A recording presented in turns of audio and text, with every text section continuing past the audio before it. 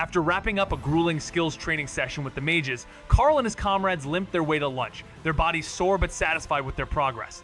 Hawk, ever the opportunist, rested comfortably on the table, savoring a piece of roasted meat, though his mind was already on the monster blood treats waiting for him later.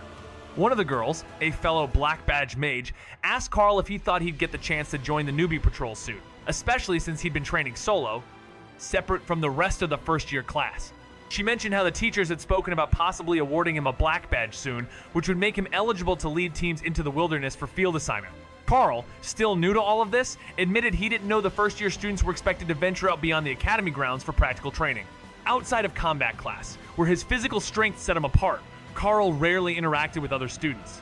With a thoughtful pause, he explained that he would need to speak with Sergeant Rita about the possibility of leading a group, as it was all still unfamiliar to him. The girl nodded in understanding, explaining that first-year students mainly focus on the basics until later in the year, with certain classes, like the alchemists and druids, requiring fieldwork much earlier. The academy's elite mages always seem to have it easy, locked in their study rooms day after day, soaking up knowledge but never actually using their spells. A couple of students even wish they could join them, ditching the exhausting fieldwork for the ease of endless studying. But not everyone shares that dream. You can't forget about the outside world. Sergeant Rita interjects, making her entrance with a sharp tone. There's more out there than you think, especially for someone like Hawk. And you get extra credit for leading the group. It's a tough world though, and not everyone's prepared to face it. Just ask Karl, whose journey at the Golden Divine Academy has been anything but ordinary. With no weapon and no elemental powers, he's considered a failure by the system.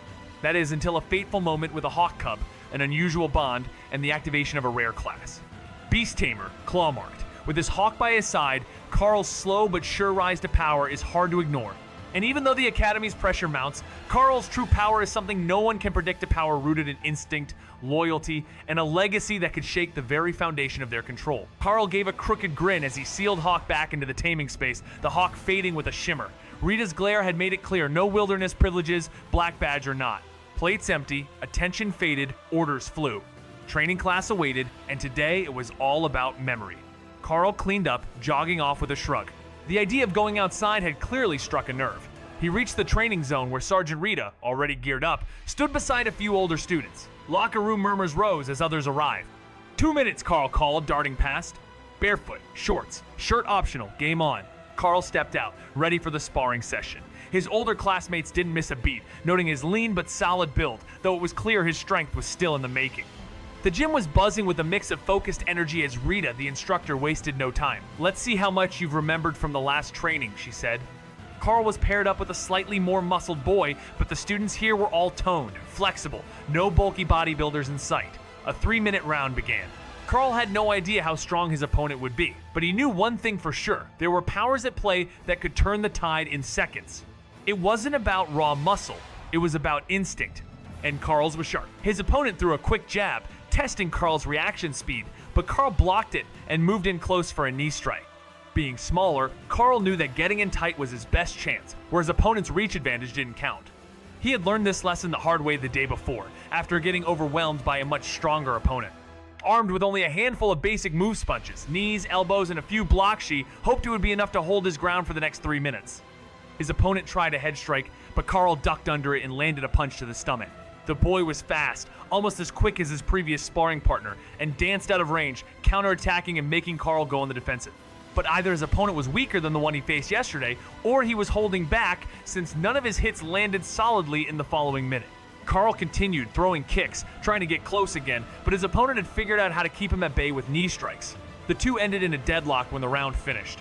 Not bad, the instructor remarked, but neither of you could land a hit to save your life. The opponent groaned. He's short and ridiculously fast. If you want someone who can actually beat him, talk to the monk classes, not me. All right, I've got all the combat data I need, Rita declared, a confident smirk crossing her face. Looks like Karl here has a better memory and instincts than most rookies, even though he's never won a fight in his life. That's enough to kickstart the next phase of training. Karl, looking a little more than skeptical, raised an eyebrow. The next phase? What are we doing next? I'm already struggling just to hold my own without weapons. Not sure how cramming more knowledge is going to make a difference. Rita chuckled at his concern. Don't worry, we're not going to overwhelm you with more theory. What we're doing is putting everything you've learned so far into one hardcore practical lesson. We'll drill it into your mind until it's second nature. You need to block attacks while fighting and work alongside Hawk. Think of it like a mage juggling both offense and defense. You'll be multitasking like crazy, but you need to build that situational awareness. Got it? Karl nodded, pretending to understand, but Rita wasn't fooled. What I'm really saying is, you have to be aware of every threat around you at all times. If you and Hawk drop the ball, both of you could end up in serious trouble. Do you like this personality? You're not invincible, and your enemies will be quick to set traps. This means you can't let the Hawk act on pure instinct, because they'll be ready for that. You have to guide it, protect yourself, and keep up a strong offense, so when trouble strikes, you can fight your way out, Rita explained. Sounds like a lot of work. How do I pull that off? Karl asked. Through practical skills training. In the mornings, you'll work on accuracy and speed with the mages. Afternoons are for martial arts, and every week, you'll have a full day dedicated to practical skills. Tomorrow's an odd day, so while most students take electives, you'll focus on practical training. The next day is an off day for recovery, then back with the mages on Monday, she replied. At least there was still some time to rest. Now, you can head off and get something to eat. Tomorrow will be tough, and the first time is always the hardest. Trust me, this class will be important, especially if you plan to collect more monsters, Rita said, her words hanging in the air as she walked off. Karl almost protested, thinking he'd be just fine with the standard mage routine. Half theory, half practical. But that didn't seem like an option now that he was marked as someone with a unique skill. Sure, he was one of the strongest freshmen on paper, but he hadn't really interacted with the others enough to know where he stood. In reality, even the misfits of the second-year class could probably take him in a fight. That strongest freshman title didn't seem so impressive now. After showering, changing, and heading to the cafeteria for an early meal, Karl noticed a larger crowd of freshmen. They were the ones undergoing theoretical training for their non-combat abilities, unlike the scorched, bruised, and frozen students who would show up later. Despite the visible exhaustion, these students were unusually cheerful. One of the girls turned to him. "Oh, you're the first through the field. Come join us." Karl chuckled. "Looks like I've got a reputation." A boy ahead of him nodded, adding, "They use your group as the example of courage and caution we should aim for." The group had done well, making it through without a hitch, except for the chaos caused by the less skilled groups. The teachers made sure to point out their success, and it was clear that Dana, James, and Kruger were already basking in their newfound fame. Well, mostly James and Kruger, since Dana had disappeared into the library on the first day, fully absorbed in her mage training and barely seen since. The girl who greeted Karl chuckled. She's working on reducing her magic's casting costs so she can keep fighting longer without switching to area effects. But I keep telling her that mages aren't made for sustained battles. They're meant to strike hard, then hope the enemy is down before they run out of steam. But Dana's determined. Karl just shrugged. Everyone's got their own way, I guess. But working as a team is important too. I heard later this year, we all get the chance to go on missions for extra credit.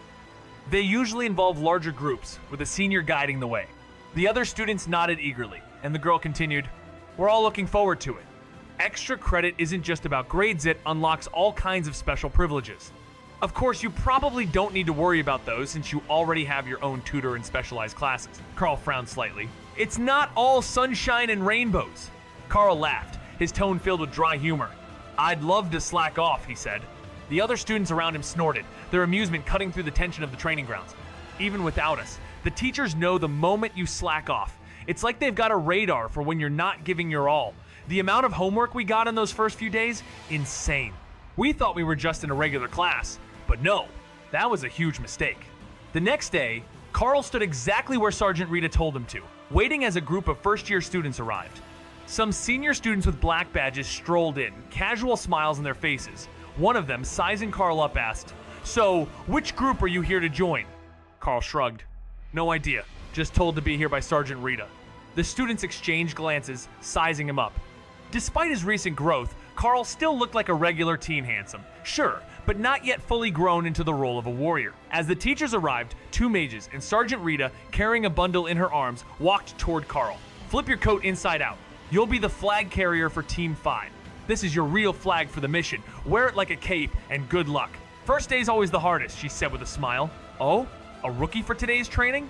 a senior student remarked. The larger of the two mages, an old man who seemed to be a natural mage, cleared his throat and the crowd fell silent. "Most of you know the rules.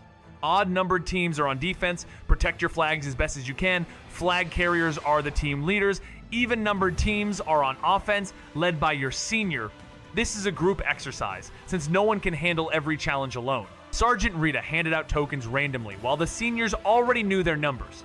Senior Jeffrey was on a mission, so Karl stepped in for him. Rita moved through the first-year groups, passing out tokens that everyone pulled from a bag, then the students grouped according to the token they drew. The randomness of it all was giving Karl a headache, but the others were handling it, already planning how to make the best of what they had. That was the point of the lesson. In an emergency, whoever's nearby had to step up. There's no time to choose your team, you just fight with what you have. Karl's group ended up with Dana, the mage girl who'd been behind him on day one, and 7 big guys wielding shields, hammers, or spears. "Oh, come on," one of the other students groaned. "How did Group 5 get all the defenders?" Another mage nodded, noting that their group of 5 mages and 3 boys with daggers was not exactly ideal for defending a flag. Meanwhile, the flag carrier for Group 4 laughed and pointed to his team, clearly enjoying the chaos. 8 first-year mage girls were assigned to Karl's team, leaving only Dana and a warrior in the second group. The assignments were drawn randomly, so if there was any trickery involved, it was nearly impossible to spot.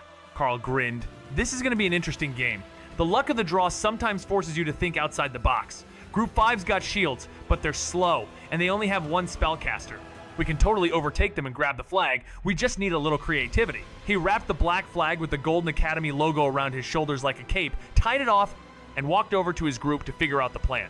"You have 2 minutes to prepare, then we'll get you into position," the older mage called out, while another started laying out a mat with intricate symbols on it. All right, what can everyone do? With all these mages, just hiding behind defenses won't work, they'll target me fast. Karl's voice was calm, but sharp. "Ah, the joys of being the new guy," one teammate smirked. "They'll be gunning for you because you're the only one who doesn't know what he's doing.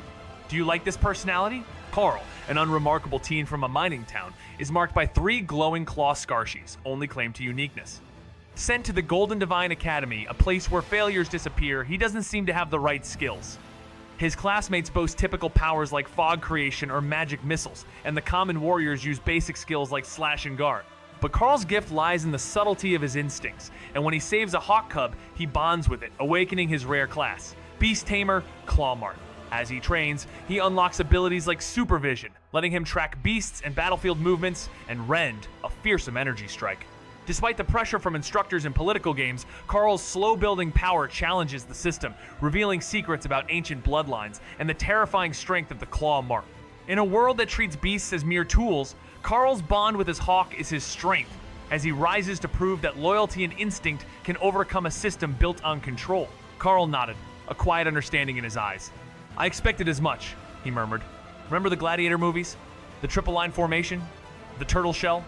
When they come at us, we form up and lock shields, overlapping, creating a wall. Only when things get real bad should we use guard to shut them out. Staying close makes us harder to spot unless we're out in the open. Dana and I will handle the offense unless they charge us." Dana let out a frustrated sigh. "You know, magic missile eats up a lot of mana. Can't use it too much. But the fog, that's easy. I'm great with fog."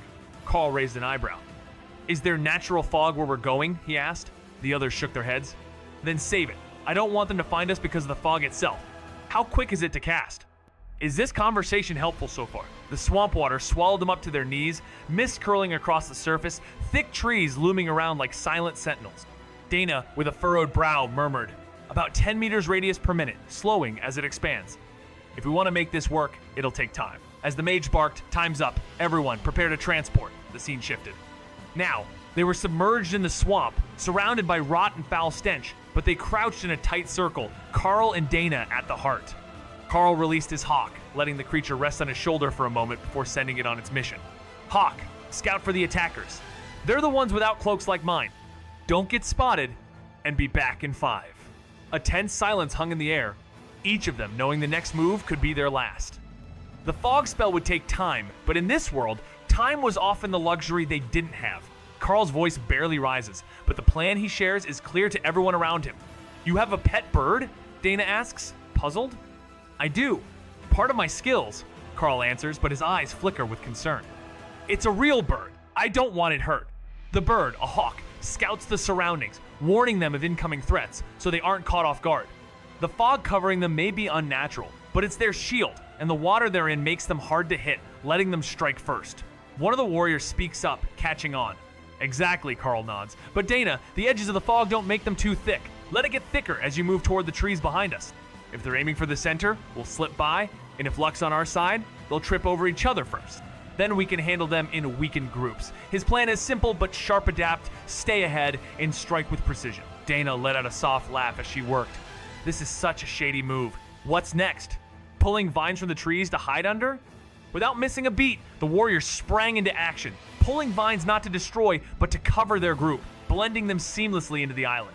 The fog rolled in, thick and quick, but the groups were scattered across a square kilometer of swamp, not alone in their struggle. The area teemed with common-grade monstrous noisy bullfrogs and beetles, their racket keeping the hunters distracted. Just as things began to settle, Hawk swooped down from the sky, landing on the vine-covered Karl and then vanishing into his taming space. I'm full. Taking a nap now, Hawk announced. Did you eat bullfrogs instead of working? Karl shot back.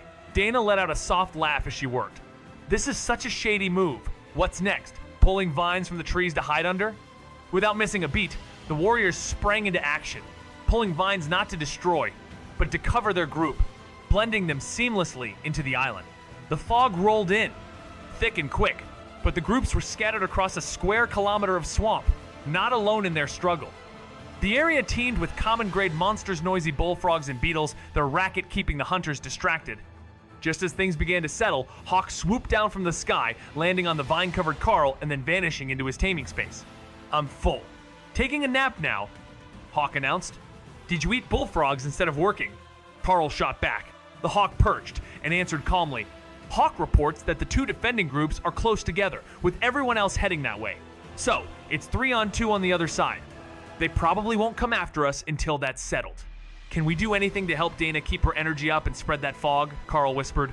No, not really. It's not draining, just requires focus. By the time they notice us, the fog will be massive. But if they don't lose anyone, they'll just walk straight through it and find us, the warriors murmured. They didn't mind. The ranged attackers couldn't see past a few meters anyway, and they were close quarters fighters. Karl's instructions were simple. Hawk, go rest up in the trees and keep an eye out. You can't seem to control that appetite of yours between meals. The bird, ever the hungry creature, reluctantly agreed and settled into his perch. As Karl observed, he couldn't help but note that this intelligent beast, while growing fast, was still a bit of a troublemaker. The hawk had already shown impressive skill, hunting a common-grade creature without issue, signaling rapid growth. Karl knew the bond between them was playing a role, but how much he didn't understand. The hawk had a natural talent for obeying orders when it felt like it. After all, Karl's instructions were often vague, giving the bird room to twist things to its advantage.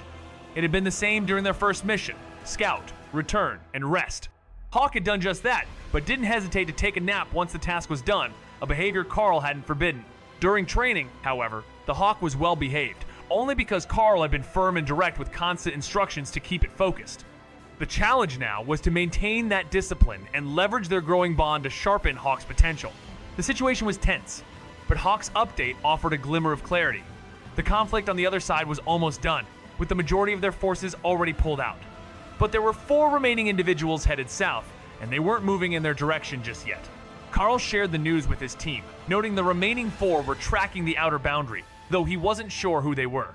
We'll keep pushing the fog expansion, he said, signaling to his crew that it was time to move. Anything was better than being stuck in the swamp. The strategy was simple, but the stakes were high, and Karl knew they'd have to stay alert. From a cozy chair inside a humble hut perched on the outskirts of the academy, the old mage studied the action unfolding in the training grounds through a glowing crystal ball. That new leader? He's got a clever mind, I like his style, but he's a little too wary of combat, he mused. Sergeant Rita snickered, shaking her head. No, he's just being smart. Check out the hawk he's got up in the trees. They're communicating.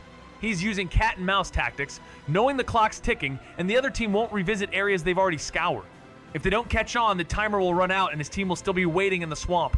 The younger mage nodded. His mission isn't to eliminate the attackers, it's just to keep the flag safe until the match ends. It's a solid play, really. Reminds me of that one time we snagged that relic from the old temple and then just kicked back on the beach, sipping margaritas until the search teams gave up and moved out. The older mage chuckled, remembering the thrill.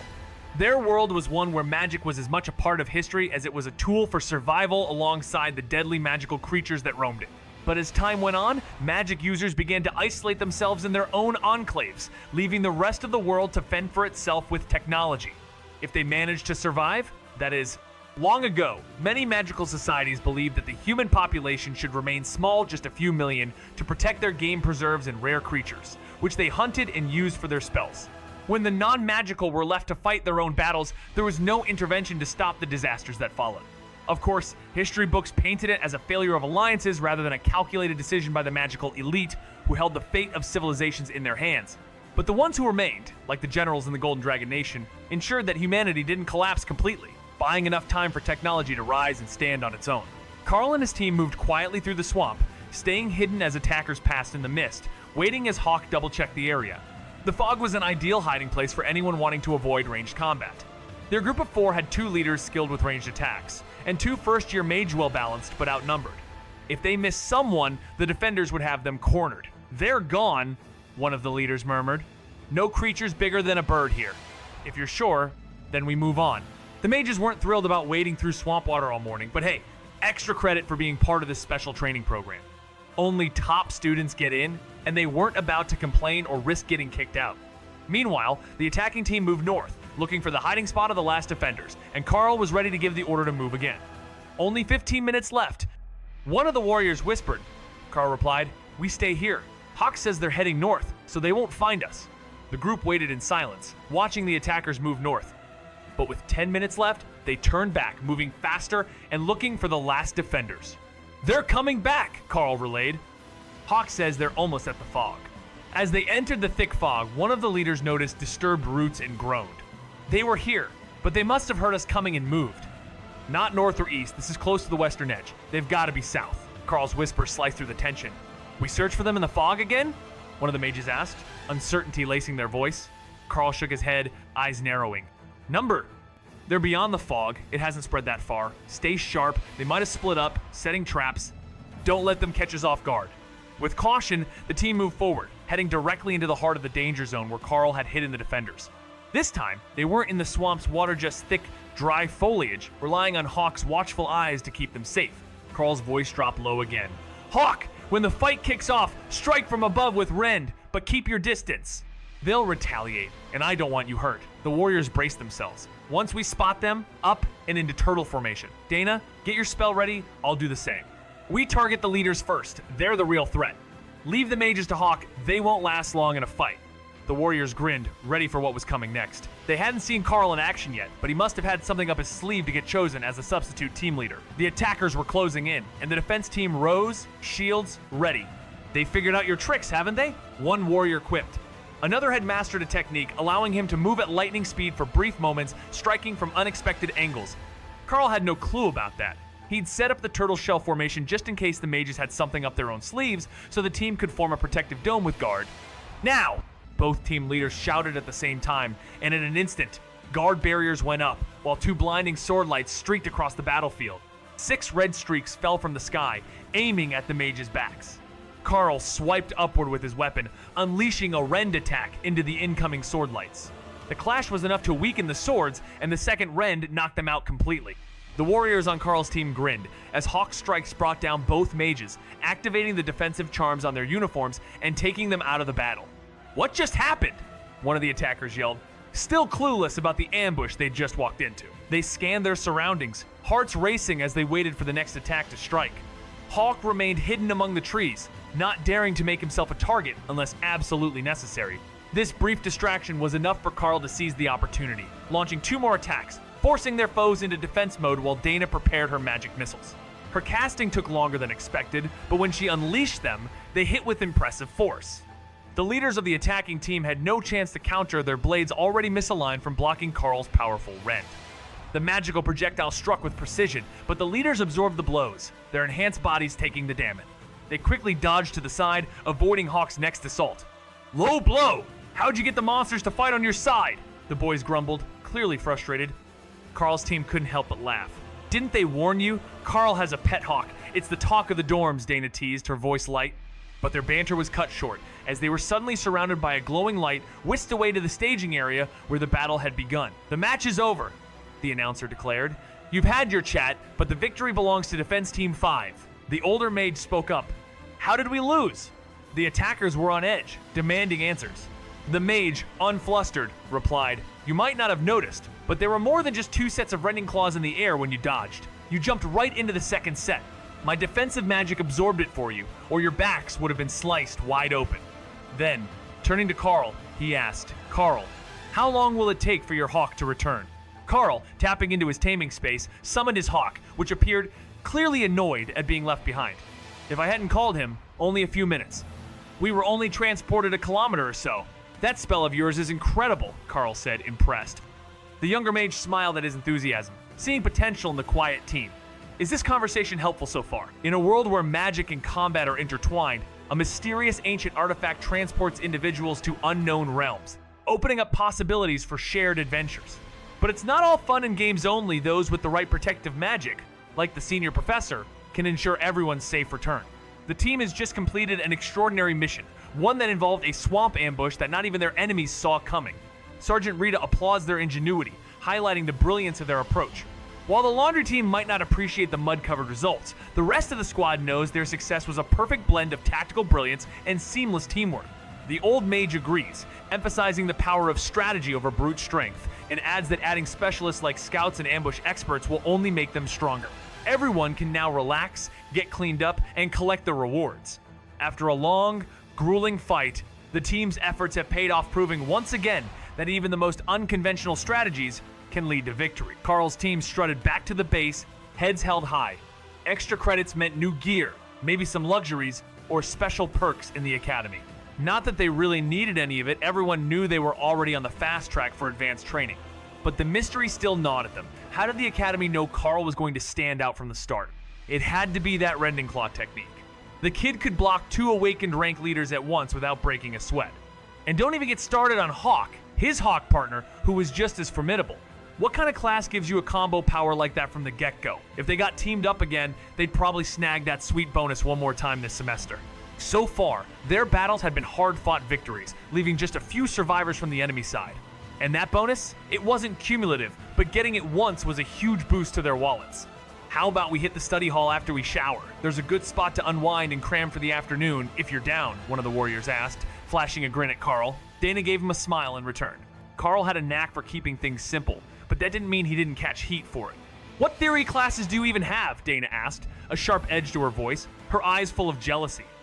"I haven't seen you in any magic classes, so what, you use physical attack skills?" Karl put on his best innocent face, but the others weren't buying it. "You don't have any theory classes handing out homework, do you?" Dana pressed. "Are you just in all practical classes?" Karl shrugged, explaining his routine: skill interception training in the morning, martial arts in the afternoon, and a loose study schedule where Sergeant Rita sent him off on random lessons like monster anatomy. "Sounds like you've got it easy," one of the guys laughed. Dana's drowning in theoretical magic, practical skills, modern dance, and cosmetology all day. Dana turned red as Karl gave her an appraising look. She wasn't the sort to turn heads on a runway, but there was something about her, something cute and endearing. Even covered in mud, she was the type you just wanted to scoop up and protect. How he had missed it the first day, he couldn't figure out. In the intense world of the Golden Divine Academy, Karl, a teen marked with 3 glowing claw scars, seems like just another failure in a society where only the strong survive. But he's not your typical hero, and his power doesn't show in flashy spells or brute strength. Instead, his true abilities hidden beneath the surface emerge when he bonds with a dying hawk cub, activating a rare beast tamer class. Unlike others, Karl's power lies in subtlety and instinct, allowing him to unlock abilities like supervision and the terrifying Ren. As he navigates the brutal politics of the academy, he uncovers secrets about his mark and the dark truth behind the divine serum that may hold the key to his survival. In a world where beasts are tools, Karl's journey becomes a fight for identity, loyalty, and the power to defy a system that seeks to control him. Will his quiet resistance be enough to challenge the system? Or will he, like so many before him, vanish into the shadows? Karl was sitting with his friend, discussing their progress. "What do you have to work on today?" his friend asked. Karl sighed. "Mana theory. It's critical for mages. The better you understand it, the more you can expand your spellbook without going to class. Sure, it takes time to get efficient, but as you improve, your spells get stronger. You get new insights that are quicker to learn and usually pack more power." His friend blinked, a bit overwhelmed. "Sounds like a lot of work. Me? I'm mostly focused on improving my fighting skills. Until I get an insight like you mages, I'll stick with my one skill. but that grows as my hawk does. The stronger he gets, the stronger I get. A smile crept up on his face, a mix of pride and anticipation. It's a mixed bag, what? A wild ride. You grow stronger just by being alive and caring for your pet. No need for some intense study grind. But hey, sticking to just one skill, that's gonna hold you back sooner or later. They walk for a bit, then Dana points out a garden path. That's where we're headed. A bunch of gazebos with tables for studying. Once I snag a few more credits, I'll grab one of those academy laptops or a tablet. Way easier than scribbling notes by hand. Haven't used a pen much since elementary school, but these ancient mages, they swear by tomes just endless handwritten knowledge. Karl laughs. Most electronics are a recent thing, so anyone over 60 is all about pen and paper. Some of the mages are so old, they don't care that print's clearer, or that diagrams are easier to read. The real secret's in deciphering the messy handwriting and cryptic shorthand. It keeps magic hidden and safe from misuse through the ages. In a world where magic is slipping into the hands of the elite, Karl, a boy from the gritty mining towns, is thrust into the Golden Divine Academia place where failures vanish like ghosts. The nation's mysterious process of awakening supernatural powers leaves most candidates broken, but Karl's fate seems sealed until he bonds with a hawk and awakens a rare class. Beast Tamer, Clawmark. With glowing claw marks on his arm and a hawk by his side, Karl's strength isn't in flashy spells or combat fury, but in subtlety, instinct, and a bond with beasts that others can't comprehend. As he navigates the brutal politics of the Academy and uncovers dark secrets about the government's sinister plans, Karl must prove that loyalty, cunning, and the power of his mark can topple the system built on control. It's a fight not just for survival, but to change a broken world. In a secluded alcove of the hedge maze, Dana led Karl to a small gazebo where the overgrown bushes seemed to shield them from the rest of the academy. The air smelled of lilacs, instantly making Karl forget the stench of coal dust and swamp back home. Dana, a natural lover of the flowers, couldn't help but smile as she spread her textbooks out on the table. Karl, however, was more focused on his study guide for the Academy's monster classification course, required for all students who went on expedition. Sergeant Rita had insisted that Karl memorize the book, even if she had no intention of letting him leave the Academy anytime soon. With this knowledge, Karl knew she expected him to develop a strategy for his personal growth, preparing him for future challenges, and maybe even getting him a more resilient monster cub than Hawk. As the lilac scent filled the air, Karl struggled to concentrate, distracted by Dana's presence. Hawk didn't mind at all, settling in his nest, but Karl couldn't help but feel a bit flustered. Despite that, he made sure to stay focused, taking notes on each monster in the area, memorizing their abilities. The more he learned, the closer he'd get to convincing Sergeant Rita to let him venture beyond the academy walls. He'd spent most of his life in the mining town, and seeing the wild landscapes beyond had ignited a sense of adventure in him, something he'd never truly experienced before. As the hours ticked by, the sun began its slow descent, casting a golden hue over the academy grounds. Dana broke the silence with a sigh, reluctantly acknowledging that it was time to head back inside. If we don't leave soon, it'll be dark before we reach dinner, she grumbled, clearly irritated by the interruption to her focus. Karl, noticing her immersion in the study session, commented, "You seemed really into it." Dana shot him a small smile. "The others are great for combat training, but they're terrible study partners. Too much chatter, too little focus. At least now I can actually get some work done." They packed up, stepping out of the gazebo and found the world around them swallowed by darkness. "I can't see anything," Dana muttered. Karl, ever the optimist, reassured her. "It's just the shadows. Once we're out in the open, it should clear up. I can see fine, though if you hold my hand, we'll be good." The night had come quickly, but with their bond, they could navigate the maze ahead. Karl kept his voice low and steady as he guided her through the unnatural darkness. Dana's fingers gripped her breath uneven, her steps faltering on the glowing grass. Whatever light Karl could see wasn't visible to her shades without names, bioluminescence beyond normal sight. Someone had definitely cast a darkness spell over the maze. She moved closer, and Karl gently pulled her in, arm over her shoulders, never letting go of her hand. "I've got you, just follow me," he whispered. They rounded the final bends together, and as the gloom gave way to the soft blue hues of twilight, Dana exhaled in relief, still leaning against him. Their quiet moment ended with laughter echoing from behind a tree. "Congratulations," came a voice laced with amusement. "First one's out of the maze of romance, and such a cute couple too." Dana's voice barely rose above a whisper as she asked, "Maze of romance?" A senior smirked, revealing the secret behind the Academy's most notorious hideout. "Didn't you know? This is where the magic happened. A little darkness spell, and we watch to see which couples sneak away, who ditches their partner, and who thinks the shadows hide more than just noise." Dana's cheeks reddened, but Karl wasn't fazed. With a mischievous glint, he leaned in close. What if we let everyone think we're here for more than studying? No one would bother us all night. We could focus, uninterrupted. For a brief moment, Dana bought the lie, until her gaze met Karl's and the true implications hit her. Alone, in the most scandalous spot on campus, they'd be the talk of the academy, whispers of the warriors, and the mage class students would erupt. But the more she thought about it, the more it made sense. She wasn't interested in anyone else, and Karl seemed happy to let her focus, at least for most of the night. Her mind wandered for a second, but then, with a slight blush, Dana nodded, ready to follow his plan. Dana's voice barely rose above a whisper as she asked, "Maze of Romance?" A senior smirked, revealing the secret behind the Academy's most notorious hideout. "Didn't you know? This is where the magic happens." A little darkness spell, and we watch to see which couples sneak away, who ditches their partner, and who thinks the shadows hide more than just noise. Dana's cheeks reddened, but Karl wasn't fazed. With a mischievous glint, he leaned in close. What if we let everyone think we're here for more than studying? No one would bother us all night. We could focus, uninterrupted. For a brief moment, Dana bought the lie, until her gasp. "Tomorrow's an off day. We can meet up after breakfast to study," she whispered, a soft grin tugging at the corner of her lips. "In that case, I'll pack a lunch," Karl replied with a smirk. They started to walk away when the sound of two people arguing near the maze exit caught their attention.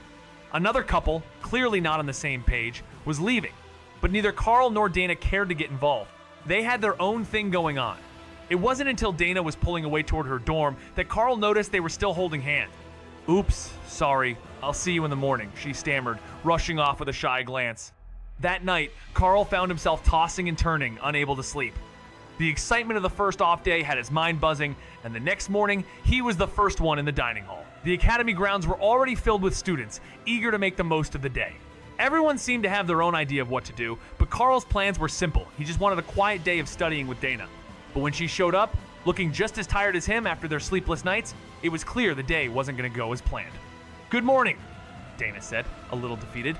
"Looks like we misjudged the best spot to study today." He met Karl's and the true implications hit her. Alone, in the most scandalous spot on campus, they'd be the talk of the academy, whispers of the warriors, and the mage class students would erupt.